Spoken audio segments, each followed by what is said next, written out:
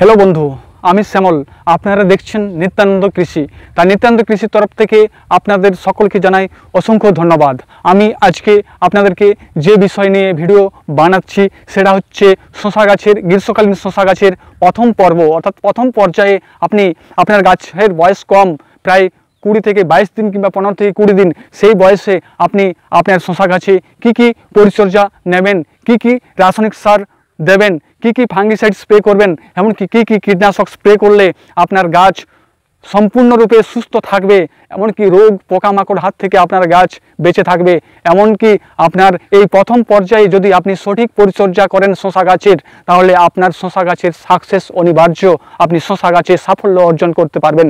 তাই ভিডিওটি আমি আপনাদেরকে দেখাবার চেষ্টা করছি। আপনি ভিডিওটি স্ক্রিপ্ট না করে না টেনে অবশ্যই ভিডিওটি প্রথম থেকে শেষ অবধি দেখুন, কারণ আপনি হয়তো গ্রীষ্মকালে শশা গাছ করেছেন কিংবা করবেন, তাহলে এই বিষয়গুলো যদি আপনি শুনেন কিংবা জানেন তাহলে আপনার কিন্তু এই শশা গাছের পরিচর্যার কোনো অসুবিধা হবে না। তাই দেখুন আমি কী সার দিয়েছি কিংবা দিচ্ছি, কী স্প্রে করছি, আর কী স্প্রে করলে আপনার শশা গাছের থিপস, মাইটস আর হোয়াইট ফ্লাই অর্থাৎ সাদামাছি, মাকড়, এমনকি চিরুনি পোকা বা চোষক এর হাত থেকে আপনি রক্ষা পাবেন। তা সবচেয়ে ভয়ঙ্কর পোকা শশা গাছে, আর শশা গাছে সাদামাছি আক্রমণ খুব বেশি হয়, যার জন্য টিপস বেশি আক্রমণ হয়, এমনকি মাকড়ের বেশি আক্রমণ হয়, যার জন্য ডগা কিন্তু কুঁকড়ে যায়। আর ডগা প্রথম অবস্থায় যদি আপনার ডগা কুঁকড়ে যায় তাহলে বিভিন্ন ধরনের রোগ অ্যাটাক করবে, আপনি শশা গাছে সাফল্য থেকে দূরে থাকবেন, অর্থাৎ শশা গাছে আপনি সাফল্য অর্জন করতে পারবেন না। যার জন্য আমি আপনাদেরকে এই ভিডিওটি বানাবার চেষ্টা করি, আপনাদেরকে পাঠিয়েছি। আপনি ভিডিওটি প্রথম থেকে শেষ অবধি দেখুন। দেখুন এই শশা গাছ বয়স হচ্ছে 20 দিন, 15 থেকে প্রায় 18 থেকে প্রায় 20 দিন। এই শশা গাছে আমি প্রায় 50 থেকে 60 গ্রাম করে আরসিএফের 15-15 দিচ্ছি। এর সঙ্গে আছে ম্যাগনেসিয়াম সালফেট, এমনকি ক্যালসিয়াম নাইট্রেট, এমনকি সরষার খোল।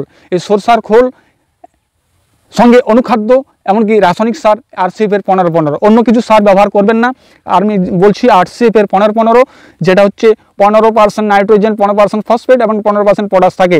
সঙ্গে কিন্তু অল্প পরিমাণে খোল দেবেন, এমনকি গাছের গোড়ার দিকে যেমন না রাসায়নিক সারটা যায়। গাছের গোড়া থেকে আপনারা অনেক সময় কমেন্ট করেন যে গাছের কত দূরে খাবার দেবো। দেখুন গাছ কত দূরে আছে আর খাবার কত দূরে আছে, গাছ এবং খাবারের ডিস্টেন্সটা এরকমভাবে বজায় রাখবেন, তাহলে কিন্তু শশা গাছের শিকড় অনেক দূর আসে। শশা গাছের শিকড় প্রচুর বিস্তারিত হয়, এখান থেকে খাবার কিন্তু গাছ শোষণ করবে, ধীরে ধীরে বৃদ্ধি পাবে। আপনারা যদি গাছের গোড়ায় খাবার দেন তাহলে কিন্তু গাছের গোড়া এই সর্ষের খোল দেওয়া আছে, এমনকি এই নাইট্রোজেন পটাশ ফসফেট দেওয়া আছে, গাছের গোড়া কিন্তু পৌঁছে যাবে, তখন কিন্তু আপনাদের অসুবিধা হবে। তাহলে সারের ব্যাপারটা বললাম যে প্রায় 50 থেকে 60 গ্রাম করে প্রথম পর্যায়ে খাবার দেবেন, কারণ এই ছোট গাছে অতিরিক্ত খাবার কিন্তু এরা সহ্য করতে পারবে না।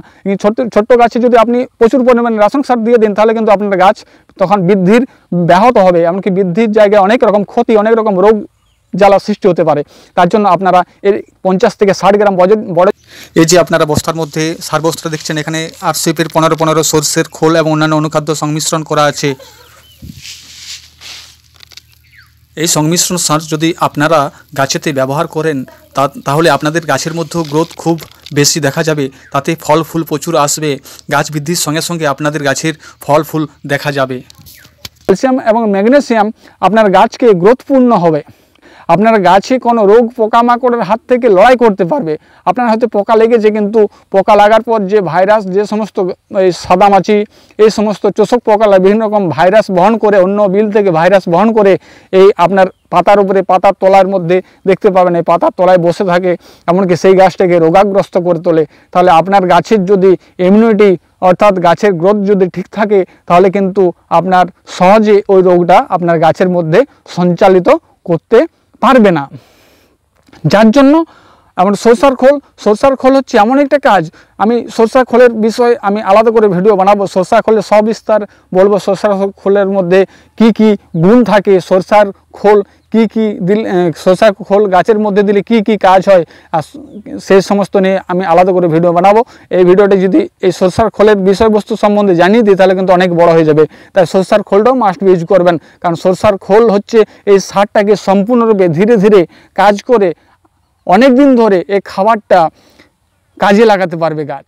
অনেক দিন সার ব্যবহার করলেও আপনি যদি সরষার খোল দেন তাহলে কিন্তু অনেক দিন ধরে গাছ চির সবুজ থাকবে, আর আস্তে আস্তে খাবারটা গ্রহণ করবে, খাবারটার লাস্টিং অর্থাৎ এই রাসায়নিক সারটা আপনি ব্যবহার করছেন এর রেজাল্ট দীর্ঘমেয়াদী করবে। তার জন্য আপনারা সরষার খোলও ইউজ করবেন এবং গাছের ইমিউনিটি প্রচুর পরিমাণে বাড়িয়ে তুলবে। আর হচ্ছে এই গাছটা আপনি যে সমস্ত ছত্রাকনাশকগুলো স্প্রে করবেন, দেখবেন গাছের পাতা হলুদ হয়েছে, গাছের এই সাইডে কিনারাগুলা কিন্তু চুঁয়ে যাবে। তাই কিনারা চুঁয়ে যাওয়ার জন্য এবং গাছের পাতা হলুদ হওয়ার জন্য মাঝে মধ্যে আপনারা সাপ কিংবা স্প্রিন্ট পাউডার ব্যবহার করবেন। এই সাপ এবং স্প্রিন্ট যে কুয়াশা, সকালবেলা হয়তো কুয়াশা দিচ্ছে, কুয়াশা যে ছত্রাক থাকে সেই ছত্রাক এবং ব্যাকটেরিয়াগুলো কিন্তু ধ্বংস করে দেবে, ছত্রাকগুলোকে ধ্বংস করে দেবে সম্পূর্ণরূপে, যার জন্য আপনার গাছ চিরসবুজ থাকবে। কারণ এই সাপ এবং স্প্রিন্ট প্রথম পর্যায়ে কারণ কার্বনডাইজিনের ম্যানগোজেব গ্রুপের স্প্রিন্ট ব্যবহার করতে পারেন অথবা সাপ ব্যবহার করতে পারেন, তাহলে কিন্তু আপনার গাছটা সঠিকভাবে বেড়ে উঠবে। কারণ কম খরচা এবং কম দামের মধ্যে ভালোভাবে রেজাল্ট পাওয়া যায় শশা গাছে।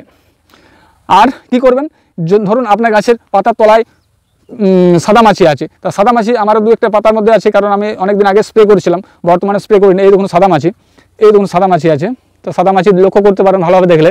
তাই সাদামাছি এমনকি মাকড় এবং থিপস একসঙ্গেই দূরীভূত হয়ে যাবে। কারণ এর জন্য আলাদা আলাদা, সাদামাছির জন্য আলাদা স্প্রে, আর মাকড়ের জন্য আলাদা স্প্রে, আর থিপসের জন্য আলাদা স্প্রে করতে হবে না। তার জন্য আমি আপনাদেরকে বলছি কি, যে যদি পেগাসাস থাকে, প্রথম পর্যায়ে আপনি পেগাসাস পার 16 লিটার ট্যাঙ্কে আপনারা 10 থেকে 12 গ্রাম ইউজ করবেন, বিকেলের দিকে স্প্রে করবেন, তাহলে কিন্তু আপনার সাদামাছি, মাকড়, থিপস চলে যাবে। না হয় আপনি বেস্ট এগ্রো কেমিক্যাল গ্রুপ কোম্পানির যে থাকে, কি বলে, রনফেন থাকে, সেই রনফেনের মধ্যে পাইরোফক্সিপিন আছে, ডাইনোটিফিউরন আছে এবং ডিপথিউরন আছে, যার আপনার মাকড়, থিপস, সাদামাছি এই তিনটার বিরুদ্ধে কিন্তু লড়াই করবে। তার জন্য আপনার গাছের ডগা কিন্তু পরিষ্কার থাকবে এবং গাছের ডগা সম্পূর্ণভাবে বেড়ে উঠবে, যার জন্য আপনার গাছ সম্পূর্ণ সুস্থ হয়ে আপনারকে ফল ফুল হারভেস্টিং করতে সহযোগিতা করবে, অত্যাধিক পরিমাণে ফল দেবে। এমনকি গাছের ডগা আর গাছের পাতা যদি চির সবুজ দেখতে পান, তাহলে আপনি বুঝতে পারবেন যে আমার গাছ সুস্থ আছে। তো সঠিক সময়ে সঠিক পরিচর্যা গ্রহণ করতে হবে। তবে হ্যাঁ, বিকেলবেলায় স্প্রে করবেন, প্রচণ্ড রোদের সময়, এরকম রোদের সময় আপনারা স্প্রে করবেন না। রোদের সময় যদি আপনারা স্প্রে করেন, তাহলে আপনাদের গাছের পক্ষে খুব অসুবিধা হবে, এমনকি ওষুধের কার্যক্ষমতা হারিয়ে পড়বে, যার জন্য আপনারা এই কাজটা করবেন। মাইক্রোনিউট্রিয়েন্ট মাঝে মধ্যে আপনার গাছ, দ্বিতীয় পর্বে আমি আবার আপনাদেরকে ভিডিও বানাবো, যখন দ্বিতীয় পর্বে আপনার গাছ লত ঠেলবে, সেই সময় কী কী রাসায়নিক সার ব্যবহার করবেন, কী কী না ব্যবহার করবেন, সেগুলো আমি আপনাদেরকে বলবো। তো শশা গাছের জলসেচের ব্যবস্থা কি নেবেন? ধরুন জল পাচ্ছেন, সেই জল যদি আপনার এই গাছের গোড়ার মধ্যে, ধরুন এই মাঝে মাঝে জল দিচ্ছেন, যে জল যে নালা থাকে, নালা করবেন, নালার মাধ্যমে আপনাদের এরকমভাবে যেমন সতে যায়, নালাটা ভর্তি করে দেবেন, তাহলে কিন্তু সতে গাছের গোড়াকে চলে যাবে। আর গাছের গোড়ায় যদি ভেসে জল পেয়ে যায়, তাহলে কিন্তু গাছের গোড়া পৌঁছে যাবে, সেদিকটা আপনাদের খেয়াল রাখতে হবে।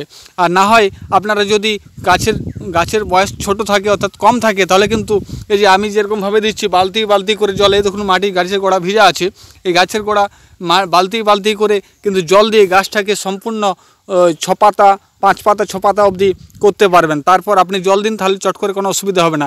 সবচেয়ে খেয়াল রাখবেন কি, গাছের গোড়ানো জল যেমন না গাছের গোড়ার দিকে যায়, এই গোড়ানো জল কিংবা সেচের জল যদি গাছের গোড়াকে চলে যায়, তাহলে কিন্তু আপনার গাছ কিন্তু মরে যাওয়ার সম্ভাবনা থাকে। শশা গাছের একটা বড় গুণ, সবচেয়ে ক্ষতিকর গুণ হচ্ছে এটাই, শশা গাছ যেমন অতিরিক্ত জল সহ্য করতেও পারে না, তেমন হচ্ছে আপনার জমি যদি শুকনো থাকে, তাহলে জলের অভাবও কিন্তু সহ্য করতে পারে না। আশা করি আপনারা ভিডিওটা বুঝতে পারছেন। এই ভিডিওতে যদি আপনার কোনো বুঝতে কিংবা জানতে অসুবিধা হয়, অবশ্যই আপনি কমেন্টে গিয়ে কমেন্ট করতে পারবেন। এছাড়াও আপনি শশা গাছে সাকসেস অর্জন করুন। কোনো কিছু অসুবিধা থাকলে, হয়তো ছোট গাছ সবার ক্ষেত্রে না থাকতে পারে, অনেকেই বড় গাছ আছে, তো বড় গাছের ক্ষেত্রেও যদি আপনি কমেন্ট করেন, অবশ্যই আমি উত্তর দেওয়ার চেষ্টা করব। ভিডিওটা যদি ভালো লাগে অবশ্যই লাইক করবেন, কারণ লাইক দেওয়া মাত্রই আমার ভিডিও করার একাগ্রতা, চিন্তাধারা অটোমেটিক্যালি বেড়ে যাবে। তাহলে নতুন ভিডিও আমি আপনাদের জন্য আরও উন্নত মানের ভিডিও বানাবার চেষ্টা করব। ভিডিওটি দেখার জন্য অজস্র আপনাকে ধন্যবাদ।